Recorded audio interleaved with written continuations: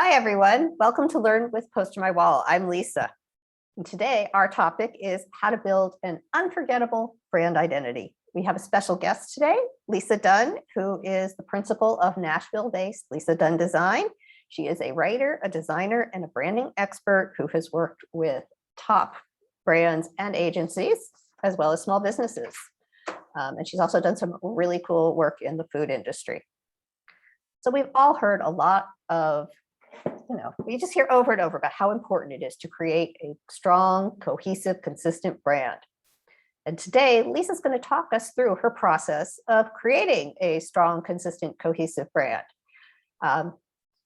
This process can be applied to building a new brand from scratch or for refining an existing brand, whatever you like. It will take you from the discovery process where you figure out what your brand is going to be to creating your own personal brand style guide. But first, let us know who's here. I'm in Atlanta, Georgia, and Susie and Audrey are in the San Francisco Bay Area.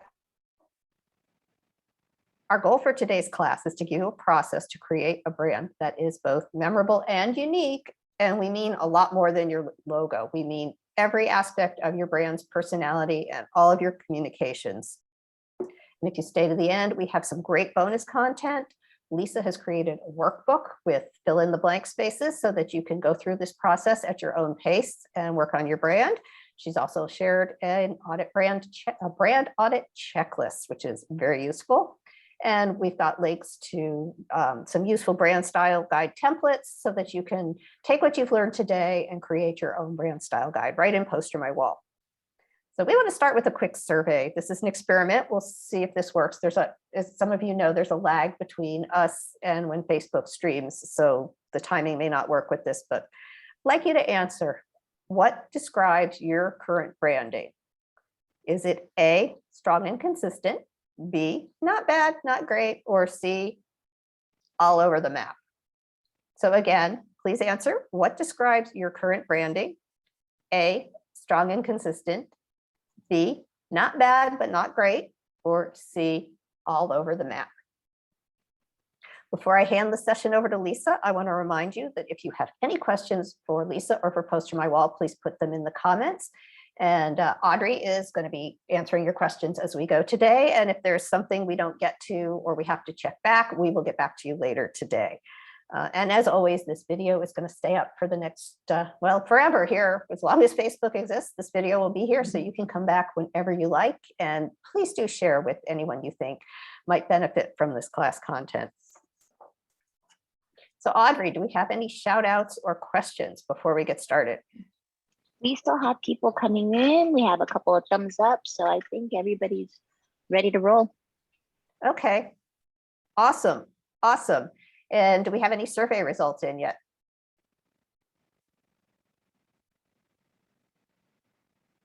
Sorry about my audio. You know what? Same thing. People are still giving us our coming thumbs in. up and coming in. Yeah. Okay, so maybe we'll check back later at the end, see how people answer. So Lisa, why don't you take over sharing the screen and go ahead. Thanks, Lisa. I'm so glad to be here today in Nashville, Tennessee, and getting to do one of my favorite webinars. Is everybody seeing the screen? Is that good? Yep, it's great. Okay, great. So when I'm working with my clients, I really like to start, honestly, I do this webinar with them just to get them started and to help them understand what branding is first as we get started, anywhere from starting with the logo, maybe they already have their logo. But whenever I start working with a client, I usually go through this little webinar that I'm going to be doing with you guys today. So let's just jump right in. We have a lot to cover. And what we're going to go over today is understanding why we need to have a cohesive brand. And then we're going to talk a little bit about defining your ideal client. And from there, we're going to build an inspiration board. And then we're going to create a brand style guide. So let's get going here. Okay, so this part is the brand discovery. And in this place, we're going to discover new possibilities and new ways to get bigger and better outcomes and new opportunities. So what exactly is brand discovery? So if you've ever built a house, you understand the importance of designing the structure or floor plan with an architect before laying the foundation. If you're an attorney, you understand the importance of doing some discovery about your client and case before presenting to a judge. So the same process goes into, for instance, your logo, your website, your newsletter, and even your social media graphics. To me, this is one of the key phases in developing your brand strategy and defining what that is as well. So Lisa, what happens when people skip brand discovery? You know what that the answer, I think it was C, you're all over the place. Okay. That's really what happens is you really are all over the place. And so it's really important to kind of dig in first and learn as much as you possibly can, so that you were very clear on what your brand is. So, but the goal is to assist you in discovering what you really want from your marketing efforts. And during this discovery phase, you will uncover your needs, challenges, and desired results, which you'll use to create an insightful, goal-oriented marketing plan. So even I have been confused as to what's the difference between marketing and branding. And so marketing is the actively promoting a product or service. It's the push tactic. It's pushing out a message to get sales results. Buy our product because it's better than theirs, or because it's cool, or because this celebrity likes it, or because you have this problem and this thing will fix it. And this is branding. Branding should both precede and underlie any marketing effort. Branding is not push, but pull. Branding is the way that consumers identify and experience a product, service, or person. A brand provides customers differentiation between you and the other guys. People need something to differentiate in order to make a choice. So this is what I am. This is why I exist. If you agree, if you like me, you can buy me, support me, and recommend me to your friends. And that's how the branding process works. So 8 reasons you need a cohesive, well-designed brand. The very first one is accurate first impressions. These impressions are crucial in your business because they can make or break your sale, build or destroy trust, and encourage or discourage engagement. So when somebody comes to your website, you don't have like a few minutes to say, oh, you need to go here and you need to do that. Oh, that's not the way I meant to say that. You really need to get all of that so that it works effortlessly without you having to explain anything. Professionalism, even and especially if you're just starting out, a well-designed brand can make it appear as though you've been in business for years. A cohesive brand can help you appear to be more professional, resulting in an audience that respects you and takes you seriously.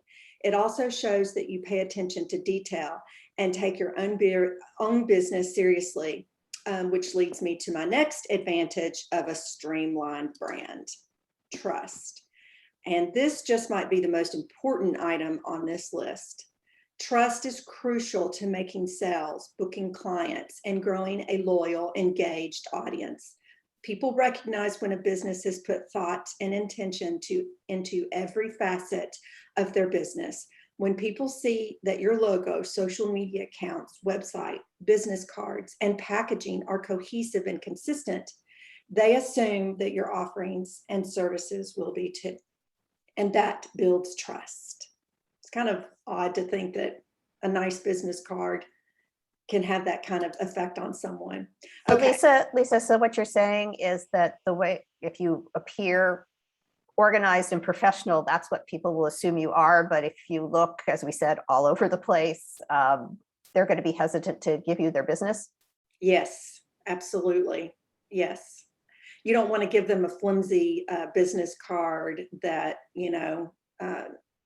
probably was designed by your 7-year-old kid. Want something definitely that looks and feels. And I think the competition right now is to even like in the unboxing of packages. I mean, the nicer it is, the more thought you put into putting a card in there that says thank you, that's branded and with your colors and so on and so forth. That can make a huge difference for sure. All right, so what brand comes to mind when you see this? Starbucks. Yep, Starbucks. So it's the next reason why we want to have a cohesive brand: recognizability. So a strong brand is recognizable even when the logo isn't present. It's identifiable by its tangible visual elements like the logos, colors, fonts, and patterns, and its intangible non-visual elements like the terminology and tone. If your brand isn't cohesive, it's hard for others to recognize it when one of your images appear on social media, or when they see one of your products being used by another customer. Each element of your brand helps your audience identify your business. So we all recognize the golden arches and the Nike swoosh. Without having the words McDonald's or Nike, we immediately know what brand that is. So a brand is the set of expectations, memories, stories, and relationships that, taken together, account for a consumer's decision to choose one product or service over another. Another important part of having a cohesive brand: memorability. People are very visual. We remember things by their appearance. A cohesive, well-designed brand gives your audience a mental picture of your business and helps them remember it.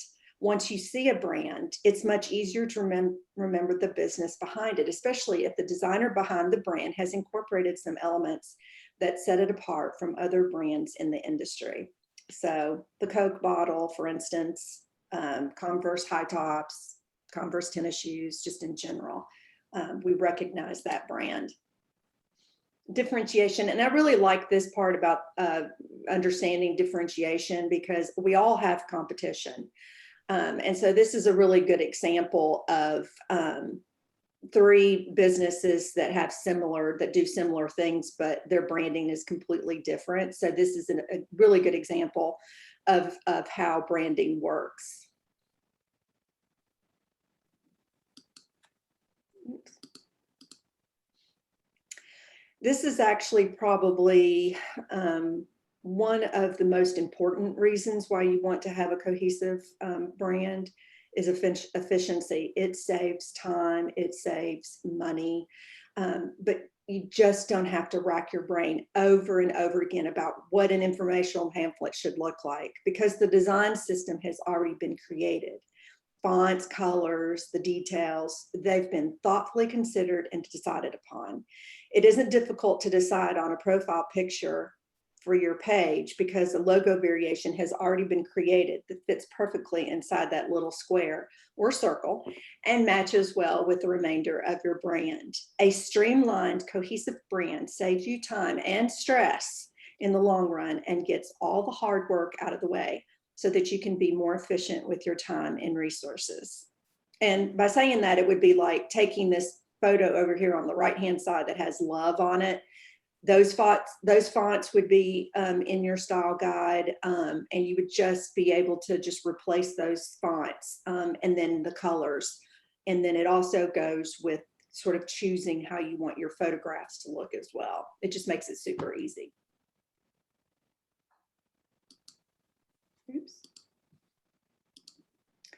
Then the last one is identity. And I often like to make the analogy between a person's identity and a business's brand. The way you dress yourself, the words you use, the way you carry yourself, your habits, all of those things reflect your personality, just as your brand's colors, fonts, terminology, and tone reflect your business. Your brand gives your business life, in a sense, it gives it character and an identity, and it gives your audience something to relate to, whether your brand is casual and friendly or modern and sophisticated. So I also sometimes talk about, if you're a realtor, sometimes having a nicer car or how clean the car is. Sometimes I'll get an Uber, there'll be candy. You know, things like that are ways to sort of decide how you want to be to your consumers. So an effective brand strategy gives you a major edge in increasingly competitive markets. So again, what does branding mean? Your brand is your promise to your customer. It tells them what they can expect from your products and services, and it differentiates your offering from that of your competitors. So when we get into the deep dive, we start with, who are you? Are you the innovative maverick in your industry, or the experienced, reliable one? Is your product the high cost, high quality option, or the low cost, high value option? You can't be both, and you can't be all things to all people. Who you are should be based to some extent on who your target customers want and need you to be. So your brand is derived from who you are, who you want to be, and who people perceive you to be. So what is the brand strategy? Your brand strategy is that how, what, where, when, and to whom you plan on communicating and delivering on your brand messages. Where you advertise is part of your brand strategy. Your distribution channels are also part of your brand strategy. And what you communicate visually and verbally is part of your brand strategy too. A good brand strategy will promote recognition and will build reputation as well. So some of the brand strategy questions: who are we? The more you know about who you are as a business, the better you'll be able to communicate that to your prospects and customers. A brand is no longer what we tell the consumer it is what consumers tell each other it is. So spend some time thinking about who you are, and then what makes you unique. Where do you fall in the spectrum of other businesses out there? It's important to identify your unique attributes in comparison to your competitors, but it can also be valuable to see how you're unique from a broader industry perspective. Your answer to this question shouldn't be a laundry list of features or services you provide. It should be the things that are integral to your business, like how you run your team, how you interact with people online, how you approach customer support, what you value as a company, where you're located, how you talk, how you look. All the things that make people special and different are things that set your business apart as well. So Lisa, when people go back to your workbook and start to answer these for their businesses, how long do you think they should spend on each question? Well, it's a lot. What I suggest doing does take quite some time, and sometimes it can take a week. Sometimes it can take a couple of weeks, the whole process together. So it's not something that just kind of happens overnight, because you do need to do a little bit of research to see what your competitors are doing. And that will help you to sort of decide how you want to be different than your competitors. So this is not a rush job. This is something just to take, little by little, and really think through these questions. So you think it's good to maybe take a run through and then think about it a while and put it away and then go back later and develop it over, like you said, a week or more? Yeah, I'm the kind of person that sort of looks at something sort of, I need to, have some time to think through it. And then I go back and sort of answer that question and then move on to the next one. But I think it's more, this is really getting to the nitty gritty. And I tell you, it's like cleaning off your desk. My desk, thank goodness you can't see it, but it can get really, cluttered. And I just don't really feel like I have the time to stop and clear my desk. When I do take that time to declutter, then I'm actually working more efficiently. And so it's kind of that same process, is to just kind of like stop what you're doing and really focus. And this is, when somebody does call me a new client and we actually do this together, it does help the process so much more. So branding is the art of aligning what you want people to think about your company with what people actually do think about your company, and vice versa. I think I'm beating this with a dead horse, but it is so much more about what people think about you. So that's why you want to take the time to really know who you are when you're out there, especially like on social media. And then who are we talking to? So let's get to know our ideal client, but without understanding who your brand is talking to, your product development and marketing strategies will likely be misaligned with what delights your audience. So if people like you, they will listen to you. But if they trust you, they'll do business with you. How do we communicate? You can't develop a solid brand communication strategy until you've answered all the questions we've discussed so far. So after you've identified who your brand is, why you exist, what you're doing, and for whom, you can then figure out how to talk to your target audience and what kind of tone your brand should have. So we're going to talk a little bit about who is your ideal client. We used to say, what's your target market? But we've really decided that what we need to do is really dial it down. And instead of talking to a bunch of people, just talk to one person. So let's get clear on the basics. Start at the beginning and build your perfect client from the ground up. Dig, dig, dig. How old is this person? Where do they live? What kind of business do they own and how much revenue does it generate? What kind of lifestyle do they have? How often do they travel? Are they satisfied with how much time they spend at the office versus with the family? So when we get clear on these and who our target, who our ideal client is, we are able to make our brand reflect that look. It's not necessarily what you want, it's what your customer wants. And then I kind of do a blend, and we're going to get into that as to show you how to do that. Lisa, So, one yes. second. Sorry, we do have someone. She said you mentioned a workbook. Where exactly can she locate it? Okay, that's going to be in the bonus content at the end. It'll be part of the download. Thank you guys. Yeah, it's pretty much everything that's in this presentation is going to be in that workbook and a little bit more detail. So your brand is a combination of your voice and visuals. And we also have a download that gives you a cheat sheet for the voice and visuals as well.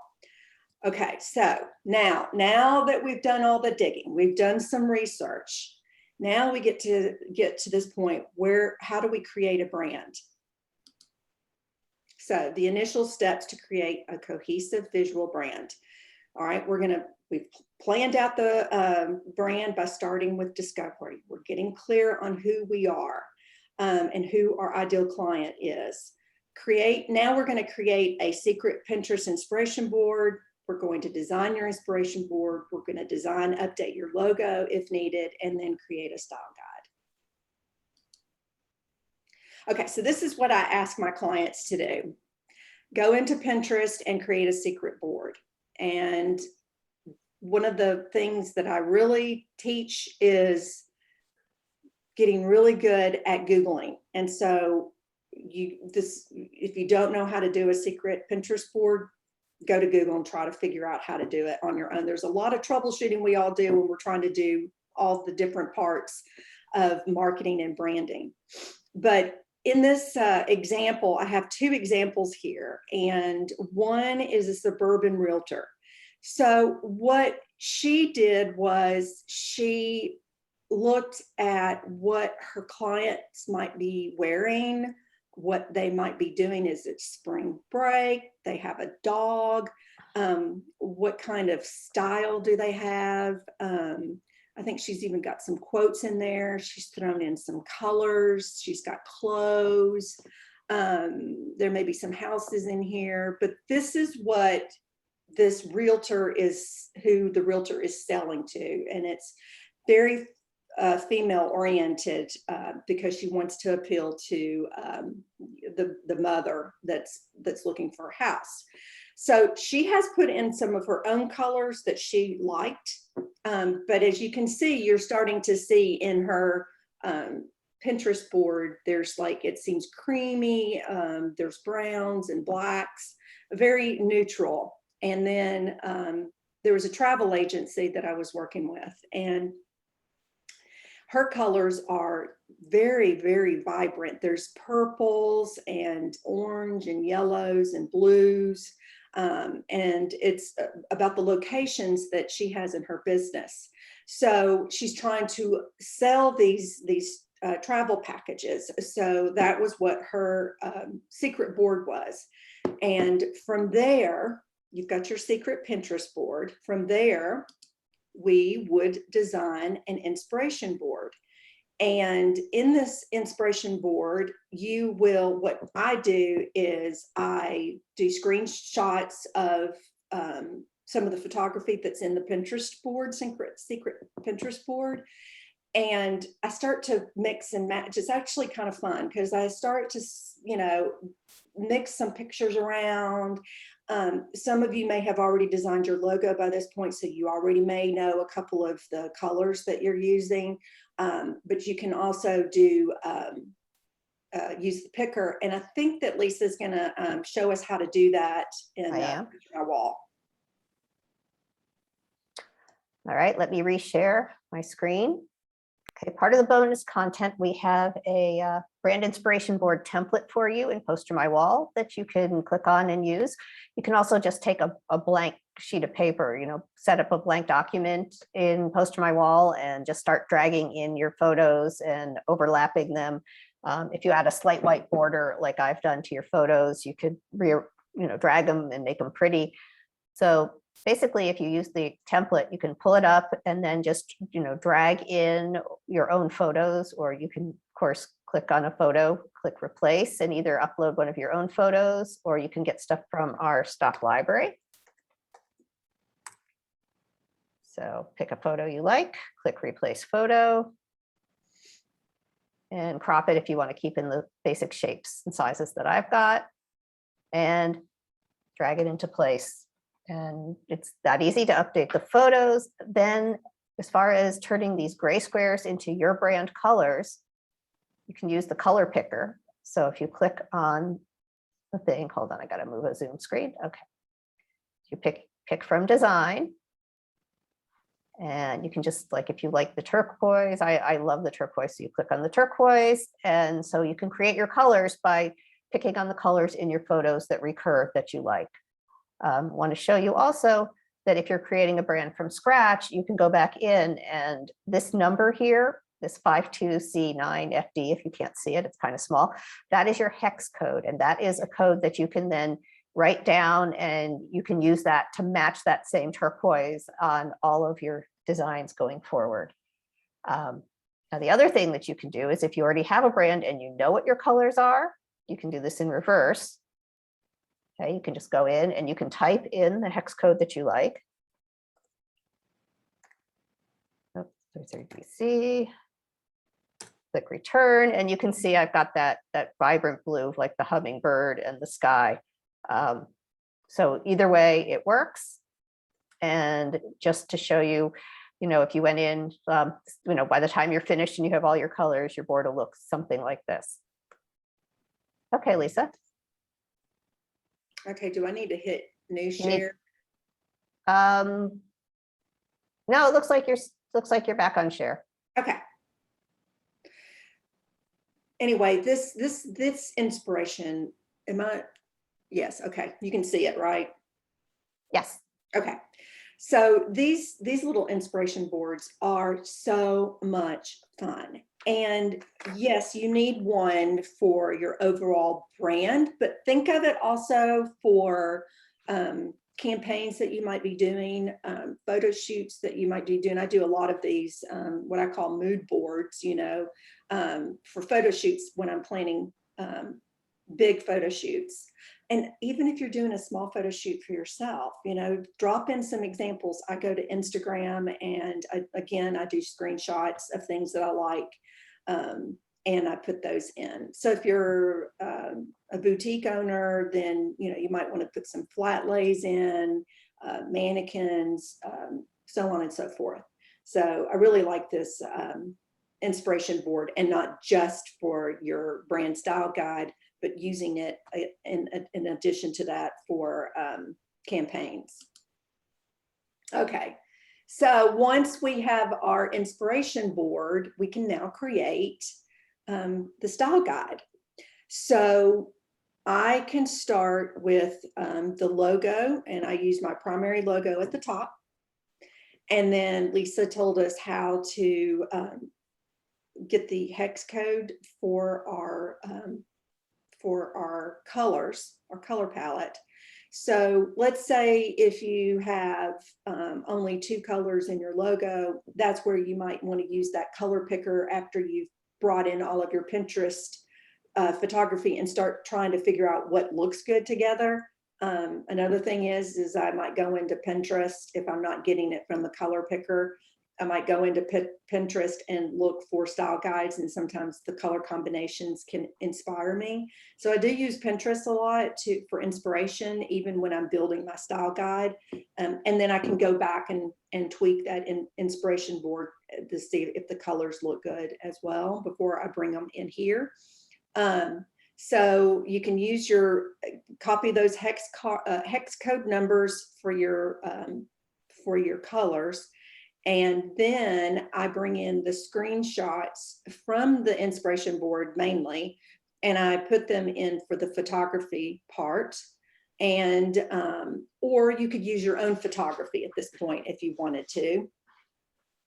And then we have a place to put typography. So one of the reasons that we wanted to have a cohesive brand was the efficiency part. This is where the efficiency part comes in, is if you know what your fonts are in your logo, then you might start off with just putting those fonts and using those consistently throughout. If you look at the one from Ija Johnson here in the middle, she has 3. And so I don't really have a problem with 3 fonts. I would never go over more than 3 fonts. And sometimes what I do is I'll do a sans serif font, which is the simple up and down, like very thin, no curly cues, nothing. That's the sans serif font. And then I might add a serif font, and that's the one that does have more of the curly cue font, and then have a decorative font if you want to add a 3rd font. But it starts to break down when you use more than 3 fonts, and it really starts to break down when you're not using the same fonts over and over and over again. And you just have to keep thinking of ideas every single time you want to design. So just keep it as simple as possible. Start with 2, maybe add a 3rd one, or add the 3rd one for campaigns. So it's up to you to how you want to do that. If you don't know what your fonts are, then again, you can also go to Google, you can also go to Pinterest and do font combinations. I do that a lot as well. Then I have a spot here like for some miscellaneous logos. Usually we have primary logos, but we might have secondary logos. A primary logo might be horizontal, but you also may want it to be vertical. You want it to fit in a circle, like if in your browser icon for your when you're online, you may want to just have an icon and not have the name of your business. So I kind of have a place where you can use some miscellaneous art. Sometimes I break that logo apart and use elements so that you can have that, like for instance, the Hey Coach Jamie, she has the butterfly. You can just use the butterfly. It becomes that symbol that we used for Starbucks, you know, where it just, when you see the butterfly, you think of Hey Coach Jamie. Let's see. Does anybody have any questions at this point about style guides? Are there any questions? Nope, not right now. Okay. And this is also the professionalism. This is what absolutely keeps you looking cohesive, professional, and so on and so forth.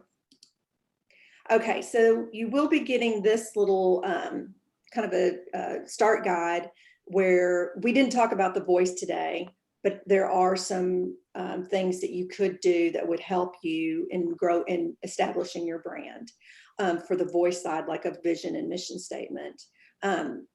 But on the right-hand side is the visual, and it's pretty much all the things we went through today, but the brand discovery, an inspiration board, learn graphic design basics, having a great logo,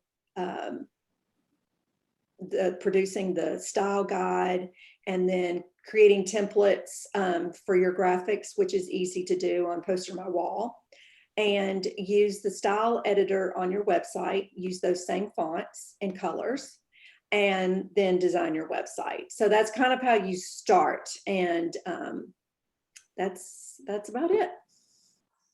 All right. So Audrey, let us know if there's any questions. In the meantime, go ahead and put the link to the bonus content in the chat. I'm going to give you a little. Oh, sorry, Lisa. One of our viewers was wondering if you have a style guide template. Would you recommend a certain one, or just kind of browse through and see what they'd like? I'm going to show you what we've got on PosterMyWall. Lisa, do you have anything to add on that, or? I think you guys have several. Do you have 2 or 3 versions? We have 5. We did 5 or 6. So Okay. All Great. right. So here's the bonus content. Audrey is sharing the link, and you can see that you can, these 2 big buttons. The first one is to get Lisa's strategy workbook, and the second one is for her brand audit checklist. If you want to do an inspiration board in PosterMyWall and you don't want to start from scratch, you can just click here and that will open up this template for you to use. If you'd like to learn more about Lisa or get in contact with her or check out her work and portfolio, we have links to contact her. And you can see we have a 4, 5. Lisa, I'm not seeing your screen. If you could hit the refresh on the screen share. Oh, okay. There we go. Thank you. Wait, did it just, there we go. All right. All right, can you see it now? I can, thank you. Okay, that's weird. Okay. So I'll just go back through. Okay, so the links to the strategies to download, the link to the brand inspiration board template, contact Lisa, and of course these brand style guides. And so you can take any of these and download them, and then obviously just change it to match your colors, your photos, your fonts, and your logo. And that should make a pretty easy way to use PosterMyWall to put together a brand style guide very quickly. We've also got some other classes you might like. So that is the bonus content for today. Again, Audrey has posted that link in the chat, so you can click and grab that and download all the pieces that you're interested in. We also have a discount today with promo code BUILD30. You can get 30% off on a monthly or annual subscription, either to Premium or Premium Plus. This is if you're a new user. You can, if you've never subscribed or if you've been a pay-as-you-go, you can get a Premium subscription or upgrade from Premium to Premium Plus, or start out with Premium Plus. And this will be good for until October 24th. If you have any questions, we will check back this afternoon, so still put them in the comments, and please do share this video with anybody that you think would be interested. I also want to tell you about our next class, which is in 2 weeks on October 20th at the 12:30 Eastern. We're going to show you how to use our new slideshow feature, a quick demo. This is what you can do now in PosterMyWall. These slideshows can combine images and videos. You can use your own videos and images. You can use our stock videos and images. You can add text. They're really fun. This is a really fun one. You can also add sound.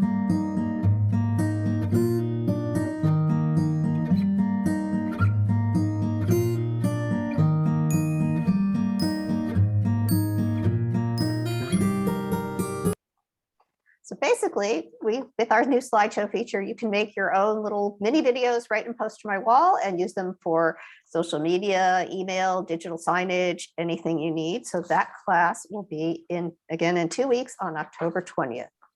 So Audrey, do we have anything else? We are good for now.